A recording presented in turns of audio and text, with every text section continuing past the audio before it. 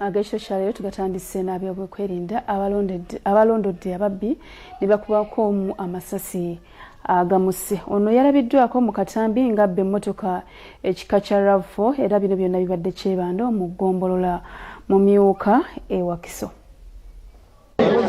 Bw'osinjira Olensi yakubiddwa ebyokwerinda amasasi agamutiddwa abadde addeko oluvannyuma lw'okunoonyezebwa olw'okwenyigira mu kubba emmotoka. Ab'ebyokwerinda bali balondera ku bodaboda mu bitundu by'Ekibando e Nansana. Bino bibaddeyo ku ssaawa 8 ez'emisana okuliraana essomero lya Mosala Education Center Gandi era abaana balabiddwako nga batidde nnyo.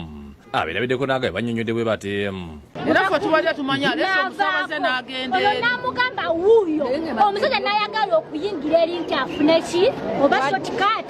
Ono kwe owa boda omunene abaddeko wakati n'amukuba erisooka n'amugamba ongera eryokubiri n'amwongera nga yongera eryokusatu n'alimukuba oli n'alinnya n'olwo n'amugamba yitawo tugende ono kwe kubuka kateba gwe wali. Nsoose owulira amasasi abiri nyinza owulira nga n'eryokusatu likuba. Abaze omunayingira mu kigendo banene no bavuddeyo masasi. Nzebadde abatuyiseeko nga bamaze omukulu badde bali mu kkoona. Olwa by'okwerinda okubadde poliisi n'amagye batuuse ne basalako ekifo.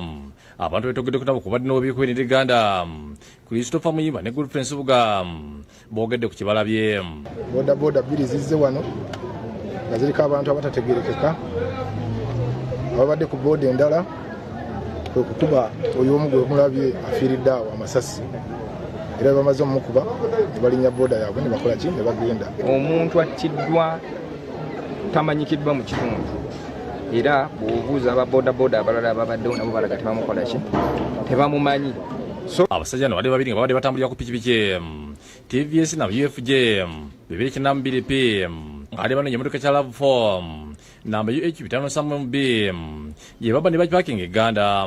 Ab'ebyokwerinda babalinnya akagere babaze balonda okutuusa lwe babasanze kizzeko okuba amasasi ne kakwasako mu abadde avuga pikipiki omulala n'adduka olwo bamukubye amasasi era ebisosonkole bisangiddwa abadde omulambo. Poliisi esitudde omulamba n'ekuteeka awanga lyayo n'egutwala muganike Mulago nga yo pikipiki n'emmotoka bitwaliddwa ku poliisi Uganda.